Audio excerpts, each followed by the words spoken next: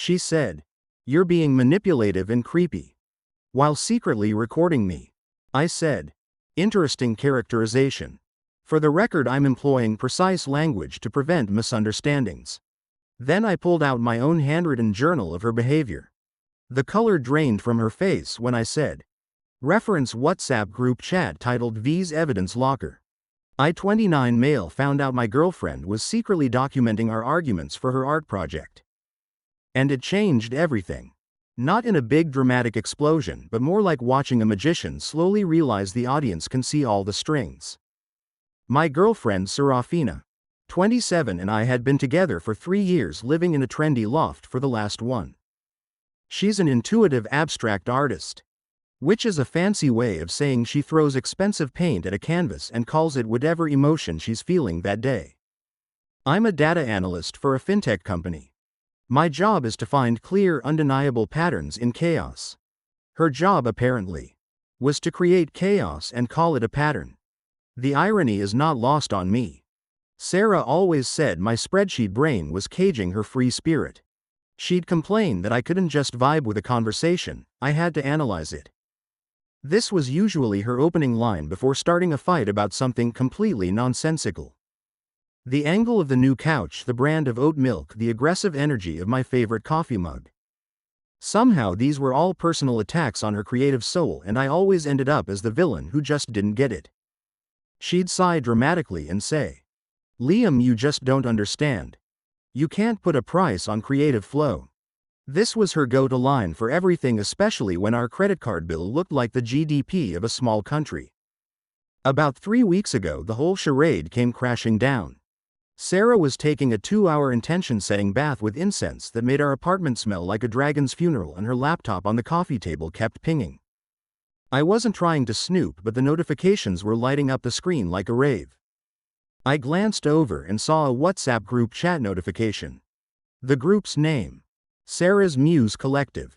My analyst brain immediately red flagged it. Muse Collective.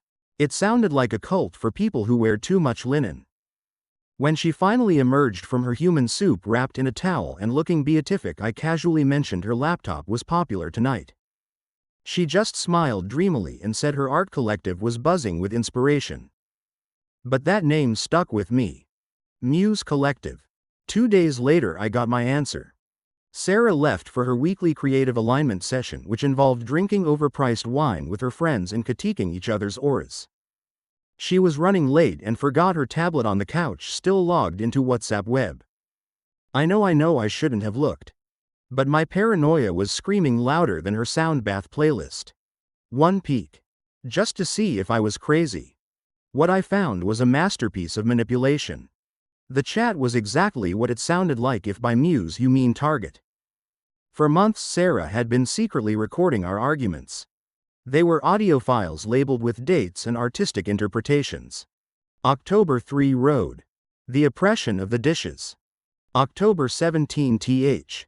Aggressive mansplaining of the Wi-Fi password. November 2 ND. Responding to my financial needs with spreadsheet tyranny. Each file was followed by a flood of validation from her collective. OMG Sarah. He's totally stifling your artistic spirit. This is classic emotional constriction, babe. My ex did the same thing with his toxic masculine logic. Red flags everywhere. I clicked on one recording.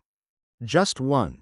It was from last week's argument about her buying a $700 ethically sourced handcrafted artisan satchel when we had explicitly agreed to save for a new car. But listening to it, she'd edited it. She masterfully cut out the part where she agreed to the savings plan. She snipped away the 15 minutes where she hid the bag in her closet. All that remained was my frustrated voice after finding the credit card statement sounding like a monster. The audio file was titled, Confronting the Materialist Void. I felt a cold, weird sense of calm. I wasn't even angry. I was, professionally speaking, fascinated. She had constructed an entire narrative of victimhood complete with curated evidence, and her friends were the jury. The mental gymnastics deserved an Olympic gold medal. But she made one fatal error. She'd never dated someone whose entire job is to find the signal in the noise. I closed the tablet, put it back exactly where I found it, and started my own project. The next morning, Sarah began her usual routine of trying to spark a fight. This time it was because I'd bought the wrong kind of almond butter. I specifically said raw stone ground single origin almond butter, not this corporate poison. She huffed, her phone mysteriously propped up against the fruit bowl. Time to test my hypothesis. I acknowledge your frustration regarding the almond butter. I began, my voice perfectly level. However, I must respectfully note that your verbal request lacked the specific qualifiers of raw stone ground or a single origin. The baseline assumption for almond butter would reasonably include commercially produced variants. She just blinked. Furthermore, I continued, maintaining a calm, almost robotic tone. I would like to reference our shared shopping list from September 14th, wherein the entry reads, and I quote, "Almond butter, whatever's on sale." This establishes a precedent, creating an estoppel that prevents you from now claiming a higher standard of specificity was required. Her jaw was on the floor. Why? Why are you talking like a robot? I am simply employing precise language to ensure clarity and mitigate potential misinterpretation of the data. She stared at me, her artist's brain probably short-circuiting. How could she send her friends a recording of that? They wouldn't think I was a monster, they'd think she was dating a Terminator. The recordings stopped. I could tell because her phone was no longer an active participant in our conversations. Her friends were probably starving for content. But I wasn't done. Phase 2 was just beginning. It was time for the data analyst to present his findings. Edit. For everyone asking why I didn't just dump her on the spot, honestly, a small petty part of me wanted to see how she'd handle her primary data source becoming unusable. It was a fascinating social experiment. Update 1. After my week of speaking exclusively in what Sarah tearfully called soul-crushing corporate jargon, the secret recordings stopped. Her Muse collective was likely suffering a content drought. But what happens when the supposed villain of the story starts keeping his own far more accurate receipts? I started a journal. Not a diary full of feelings, but a contemporaneous log. Legal grade. Times, dates. Direct quotes and context, the part she loved to edit out.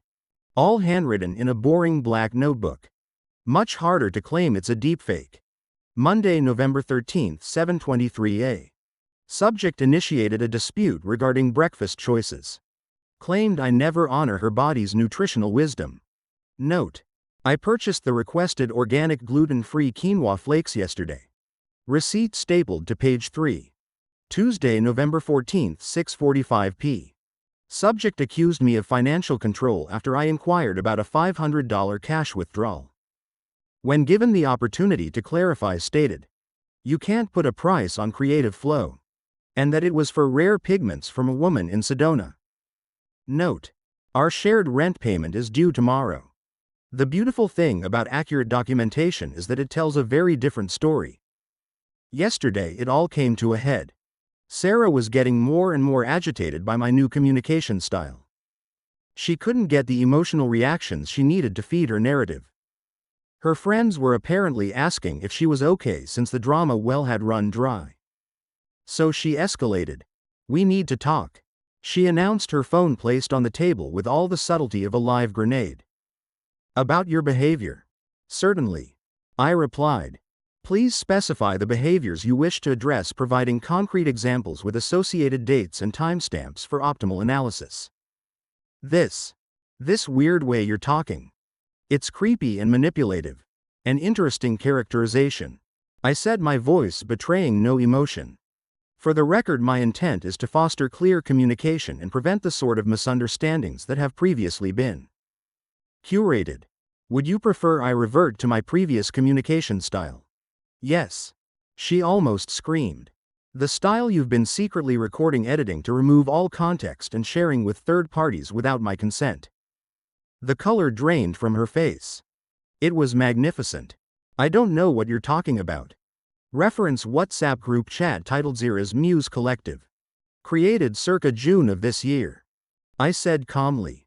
Approximately 47 audio files shared to date, all strategically edited to support a narrative of your victimhood while omitting your own instigating actions. For example, the file confronting the materialist void conveniently excises your agreement to our joint savings plan. You went through my things. She gasped, grabbing her phone, probably to record this very confession. But what was she going to share? A recording of me calmly stating facts while she unraveled. Negative. I interrupted, pulling my black notebook from my briefcase. Your tablet was left unsecured and logged in on shared property.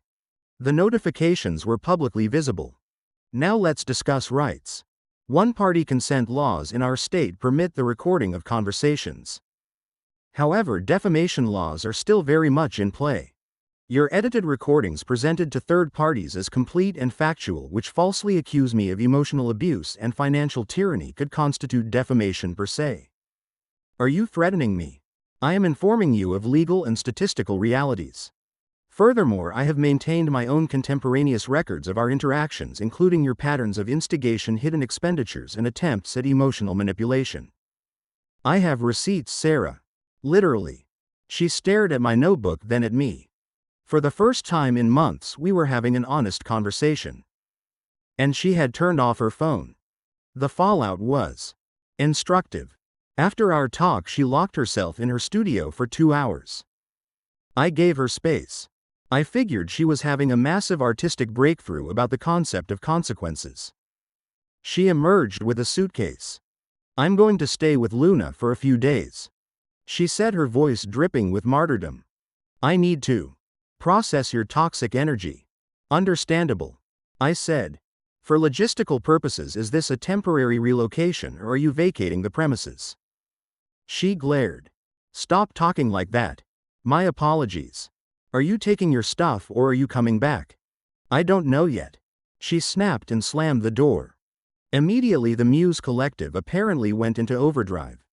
How do I know? Because Qley, the one friend of hers who always seemed to have a functioning brain cell, reached out to me. Hey. Her text read. Just a heads up, Sarah is spinning some wild stuff in the group chat. You might want to lawyer up, lol. I thanked her and asked for specifics. The screenshots she sent were, in artistic terms, a bold and chaotic abstract. Sarah had told the group I was psychologically torturing her with legal gaslighting and had been stalking her digital footprint to build a case against her. The new narrative was that my data analyst brain was the ultimate tool of a controlling monster. But here's where Sarah made a critical data processing error. In her panic to prove her point, she shared an unedited recording. It was from 2 months ago, an argument about her bailing on my birthday dinner, for which I had non-refundable reservations to attend a last-minute shamanic drumming circle.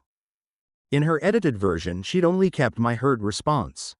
You always do this. You never prioritize us. But the full unedited recording started with her saying, I don't care about your reservations, Liam. My creative spirit is being called. It's just a birthday. You can't put a price on creative flow. This was followed by 10 minutes of me calmly trying to explain my feelings and her mocking my boring attachment to arbitrary dates. The group went quiet. Someone asked why this recording sounded so different. Then Qley, absolute legend, asked to hear the raw files for the others. Sarah lost it, accused Qley of betraying the sacred feminine, and kicked her out of the chat. The seed of doubt was planted. And I was about to find out just how deep its roots would go. Update 2. While the Muse Collective was imploding, I was dealing with my own logistical realities. When Sarah said she was staying with Luna for a few days, I took her at her word. But after a week of radio silence with rent day approaching like a freight train, I needed clarity. I texted her. Hi Serafina. It's been 7 days. I need to know your intentions regarding our shared tenancy, as financial obligations need to be settled. Her response was a masterclass in entitlement. I'll come back when I'm ready to face your negative energy. Don't pressure me. My reply was swift. To clarify, are you asserting your legal position as a tenant of this apartment? Obviously. My name is on the lease. Acknowledged. Rent is due in 5 days. Your portion is $1,200. This apparently was a war crime. You seriously expect me to pay rent for a place you forced me out of? My thumbs moved with cold precision. Correction. You voluntarily vacated the premises after I discovered your ongoing project of recording and defaming me. No force was applied. Your contractual obligations as a tenant remain. This is financial abuse. I didn't respond. Instead, I called our landlord, explained that my co-tenant had left but was refusing to relinquish her tenancy or pay her share of the rent, and asked about my options. The landlord, a wonderfully pragmatic old guy named Sal, told me I could pay the full amount to avoid eviction and then take her to small claims court for her half. Good to know. Day 10 of her spiritual retreat at Luna's, things escalated. At 11 p. there was a loud banging on my door. I looked through the peephole to see Sarah Luna and two guys I'd never seen before who looked like they were cast as generic thugs in a low-budget movie. I opened the door but kept the chain lock on. "Good evening," I said calmly. "It's my apartment, Liam. Let me in to get my stuff." She screeched. "Correct, you are on the lease." I acknowledged. "However, given that you have established a temporary residence elsewhere, courtesy and the law dictate reasonable notice for access, especially at this late hour with multiple unknown individuals present." One of the guys stepped forward. "Dude, just let her get her stuff." Sarah was of course recording. I could see the red light on her phone. "Excellent. Let her document me being the most reasonable person on earth while she staged a late-night ambush. I am happy to accommodate that request during reasonable hours." I continued, projecting my voice for the recording.